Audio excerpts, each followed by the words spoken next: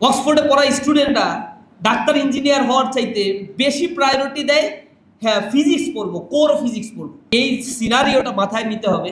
আমি যে ওয়েদারেই থাকি না কেন, ভালো খেতে পারলাম কিনা, ভালো কিছু পড়লাম কিনা, এই মানসিকতার চাইতে আমার মানসিকতা হতে হবে আমাকে টিকে থাকার লড়াইয়ে অবতীর্ণ হয়েছি, আমাকে আমার শেষ ডেস্টিনেশন পর্যন্ত যেতে হবে। সোনার চামচ মুখে নিয়ে যারা বড় হয়, এই মানুষগুলো জীবনে খুব ভালো কিছু করতে পারে, এই সংখ্যাটা অনেক কম। সফলতার জন্য ডেসপারেশন দরকার, ডেডিকেশন দরকার। সেই ডেসপারেশন এবং ডেডিকেশনটা অধিকাংশের ক্ষেত্রেই পাওয়া যায় না। অধ্যবসায়ী হতে হবে, প্রচন্ড অধ্যবসায়ী হতে হবে, এছাড়া টিকে থাকা যায় না। প্রায় আমি একটা গল্প বলি সক্রেটিসের, যে সক্রেটিস একটা সময় একটা বক্তব্য রাখছিল। বক্তব্য রাখার সময় তিনি বলছেন, মানে ইয়ার জেনারেশনকে এম্পাওয়ার্ড করার কথা বলতে বলতে প্রোগ্রাম শেষ, একটা ছেলে ইন্টারমিডিয়েটে পড়ে, ববরি কাটা চুল, সুন্দর চেহারা, ইনটিন করে আসছে প্রোগ্রামে বক্তব্য শুনতে। তো সক্রেটিসের বক্তব্য সে মনোমুগ্ধকর অবস্থা। সে যখন সক্রেটিসের বক্তব্য শেষ হলো, যে বলল, uncle can you please tell me how can I acquire success in my life, I want to be a successful person, please tell me what should be the process. তো সক্রেটিস তাকে বলছে যে, বাবা আগামীকাল তুমি নদীর পাড়ে আমার সাথে একটু দেখা করিও, বিকেলবেলা তোমার জন্য আমি ওয়েট করব, and that time I will tell you what's the process to be a successful person. তো ছেলেটা সক্রেটিসের সাথে দেখা করতে একটু চমৎকার পোশাক পরে, আটো সাটো শার্ট পরে, বাবরি কাটা চুল ধরে একবার চমৎকার ইনটিন করে গেছে। যাওয়ার আগেই সক্রেটিস সেখানে দাঁড়িয়ে আছে। এখন সক্রেটিস যে তার এখানে দাঁড়িয়ে আছে, এটা দেখে সে কিছুটা লজ্জিত হলো যে আমার দেরি হয়ে গেছে। সক্রেটিসের কাছে গেল লজ্জা লজ্জা একটা দৃষ্টিভঙ্গি নিয়ে। সক্রেটিস তার সাথে কোনো কথা না বলে তার ঘাড়ে হাত দিয়ে নদীর ভিতরে হাঁটা শুরু করলো। হাঁটছে হাঁটছে হাঁটছে, হাঁটু সমান পানি, ছেলেটা তাকিয়ে আছে, কোনো কথা নাই, প্যান্ট ভিজে যাচ্ছে। এরপর আরো একটু হাঁটছে, মাজা সমান পানি, ছেলেটা কোনো কথা নাই, হা করে তাকিয়ে আছে, কিছু বলে কিনা। সক্রেটিসও কোনো কথা বলে না, আবার হাঁটছে। হাঁটতে হাঁটতে যখন এই বুকের নিচ পর্যন্ত পানিতে ডুবে গেল, এরকম সময় সক্রেটিস কোনো কথা বলা ছাড়াই পেছনের চুল ধরে পানির ভিতরে শুয়াতে লাগলো। এখন বেচারা তো পানির উপরে যত উঠতে চায়, পানির নিচে তাকে চুবিয়ে ধরা হয়। ছেলেটা ওঠার চেষ্টা করছে, সক্রেটিস জোরে তাকে চুবিয়ে ধরছে। একটা পর্যায়ে ছেলেটার দিকে তাকিয়ে দেখলো সে পানির নিচে নিঃশ্বাস নিতে না পেরে হাঁসফাঁস করছে আর বিবর্ণ আকৃতি ধারণ করছে, সবুজ হয়ে গেল তার চেহারা। এরকম সময় সক্রেটিস তাকে এরকম উঠানোর পরে ছেলেটা তখন প্রচন্ড রকমের নিঃশ্বাস নিচ্ছে, হাঁসফাঁস করছে, ত্রাহি ত্রাহি অবস্থা, তো সে হাঁপাচ্ছে। এরকম সময়ে তাকে ধরে আস্তে করে ডাঙায় নিয়ে আসলো, তখনও সে হাঁপাচ্ছে। হাঁপানিটা থামলো, ভয়ে ভীত বিহ্বল হয়ে পড়ছে যে না জানি আমার নিয়ে চুবড়ি দেয়। তখন ছেলেটাকে সক্রেটিস জিজ্ঞাসা করছে, বাবা পানির নিচে এতক্ষণ পর্যন্ত আকুলভাবে কি প্রার্থনা করছিলে, তুমি কি চাইছিলে তুমি? তখন সক্রেটিসকে উদ্দেশ্য করে ছেলেটা বলছে, আঙ্কেল আঙ্কেল বাতাস চাচ্ছিলাম, বাতাস বাতাস চাচ্ছিলাম। তো সক্রেটিস বলছে, না তোমাকে যদি আমি অনেক সোনা দিতাম, রূপা দিতাম, হীরা দিতাম, জহরত দিতাম, টাকা দিতাম, ব্যাংক ব্যালেন্স দিতাম, সেটা দিয়ে আমি কি করবো? আমি তো বাতাস লাগবে না, আমি মরে গেলে আমার সোনা রূপা হীরা জহরত খাবে কি? তখন সক্রেটিস বলছে, হ্যাঁ দ্যাট ইজ দ্য পয়েন্ট। তুমি যদি তোমার জীবনে সফলতা অর্জন করতে চাও, তাহলে সেই জিনিসটা ঠিক এইভাবেই চাইবা যেভাবে ওই পানির নিচে তুমি বাঁচার আকুতি করছিলা। যদি তুমি সেইভাবেই চাও, তাহলেই তুমি তোমার জীবনে সফলতা অর্জন করতে পারবা। সফলতার আসলে কোনো রহস্য নাই। সফলতার রহস্যটাই হচ্ছে তুমি যা চাও সেজন্য তোমাকে লেগে থাকতে হবে, তার একটা কনস্টেন্সি থাকতে হবে। ইন্টারমিডিয়েটে পড়েন, অনেক অনেক চাহিদা আপনাদের তৈরি হবে। এই ট্যুরে যাচ্ছে সবাই, একটু ট্যুরে যাই, 31st নাইট করছে, আমি একটু করি, আড্ডা দিতে যাচ্ছে, আড্ডা দেই। অনেক কিছু সামনে, আপনার চোখের সামনে, ঢাকার স্টুডেন্ট আপনারা, সব কিছু অ্যাভেলেবেল আপনাদের সামনে আসবে। সক্রেটিস এরকম রাস্তায় হেঁটে যেত, প্রায় সময় তিনি বাজারের ভিতরে হাঁটতেন। তো হাঁটতে হাঁটতে হাঁটতে হাঁটতে পেছনে এরকম হাত বেঁধে বড় বড় দোকানের সামনে গিয়ে বলতেন, how many things I can't do without, how many things I can't do without.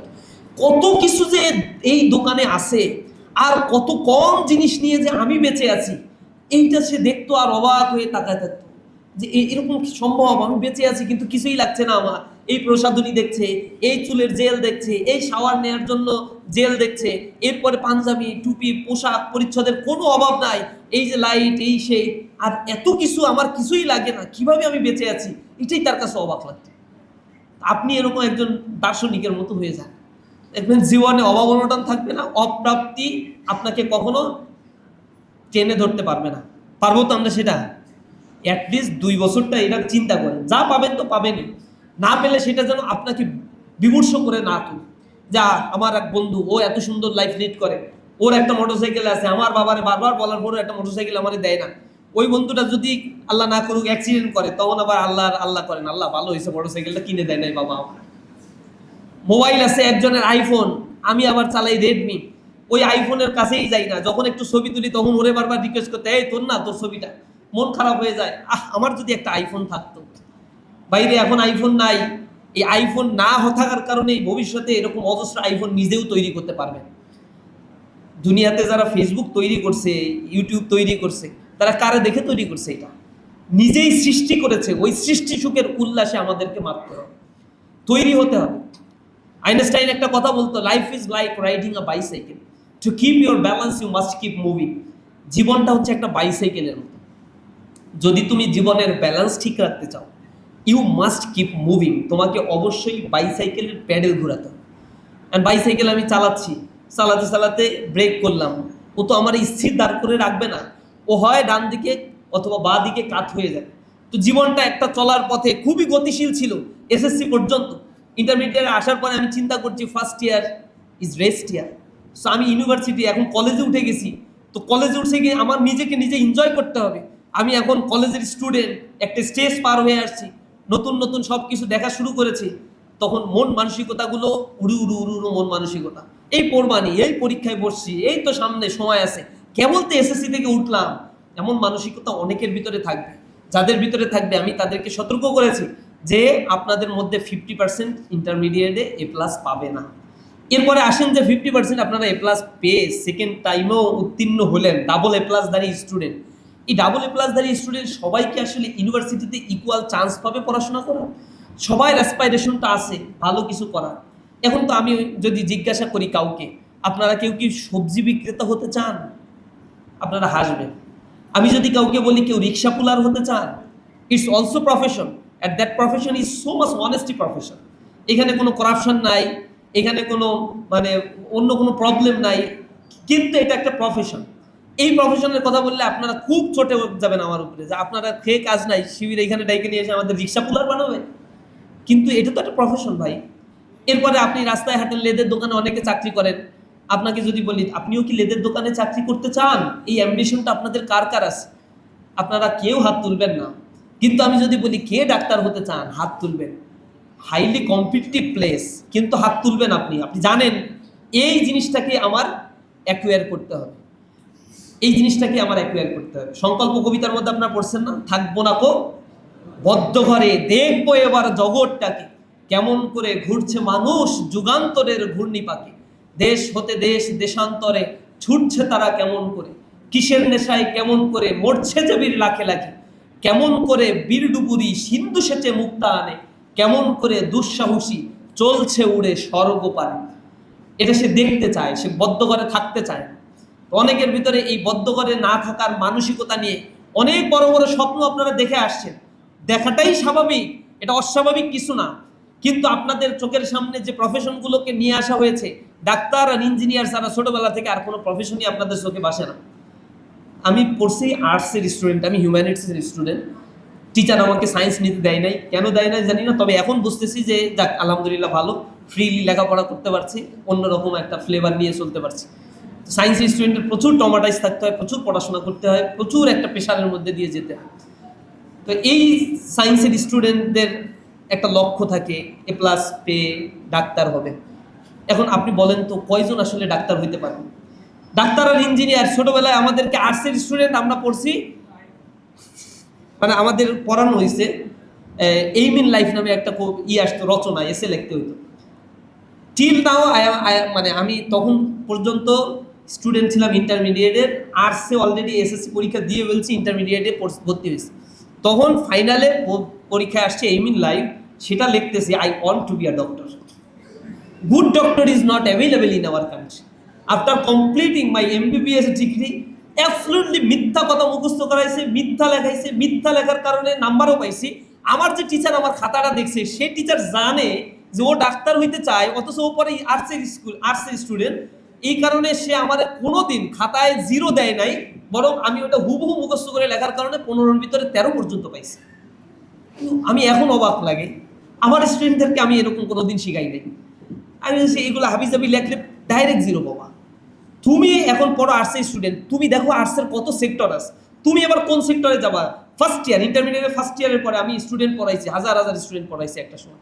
আমি ফার্স্ট ইয়ারে তাদেরকে কনসাস করছি যে ক্যারিয়ারের ডাইমেনশন, হাজারো ডাইমেনশন। একটা মানুষ শুধু লেখা দিয়ে বেস্ট সেলার হতে পারে, পৃথিবীর বুকে নাম করতে পারে, নোবেল প্রাইজ লরিয়েট হতে পারে। সুতরাং ক্যারিয়ার ছোট্ট একটা গণ্ডির মধ্যে আবদ্ধ রাখবা না। থাউজেন্ডস অফ প্রফেশন আছে এই দুনিয়াতে, এবং সব প্রফেশনই মার্কারি প্রফেশন। ডাক্তাররা সফলতা অর্জন করে জীবনের একটা প্রান্তে গিয়ে 50 বছর 60 বছর বয়সে, তখন সে এফসিপিএস, এফআরসিএস, স্পেশালাইজড ডক্টর হয়।